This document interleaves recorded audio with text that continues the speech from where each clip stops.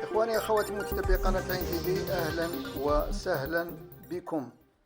لاراتون الإسبانية تقول بأن نفق المغرب إسبانيا سيكون أعمق 4 مرات من النفق الأوروبي وسيكون جاهزا في هذا التاريخ. صباح أكادير تقول: عاد حلم ربط المغرب بإسبانيا عبر نفق تحت الماء إلى الواجهة من جديد بعد أن أعلنت الحكومتين عن هذا المشروع الطموح. وتشير التوقعات إلى أن العمل قد يكون جاهزا بحلول عام 2030 تزامنا مع تنظيم كأس العالم في البلدين. وأوردت صحيفة لاراتون الإسبانية أن بناء نفق جبل طارق يعد مهمة معقدة للغاية نظرا لعمق المضيق وطبيعته الجيولوجية، حيث سيصل عمق النفق إلى 475 متر تحت مستوى سطح البحر، أي أكثر من 4 مرات عمق نفق أوروتونيل الذي يربط إنجلترا وفرنسا.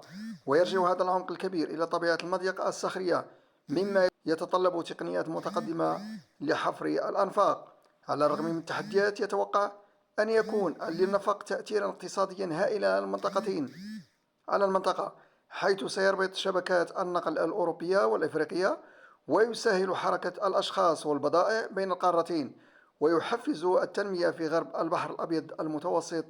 تضيف الصحيفة الإسبانية: ولا تزال مسألة تمويل المشروع قيد البحث، مع تقديرات أولية تتجاوز 7 مليارات يورو. وتعود فكرة ربط المغرب وإسبانيا بنفق تحت الماء إلى ثلاثينيات القرن الماضي، لكنها واجهت عقبات تقنية ومالية.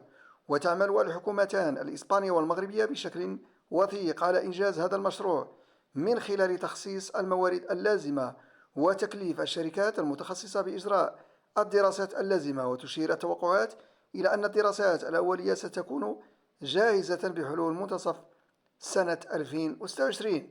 ومن شأن هذا المشروع حال إنجازه تحسين الربط بين البلدين وتعزيز التجارة والسياحة وخلق فرص عمل جديدة، كما سيكون علامة فارقة في العلاقات بين المغرب وإسبانيا.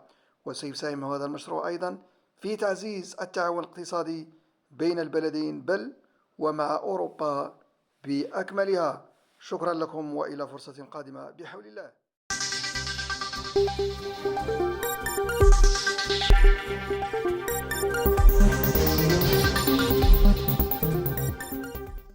السلام عليكم.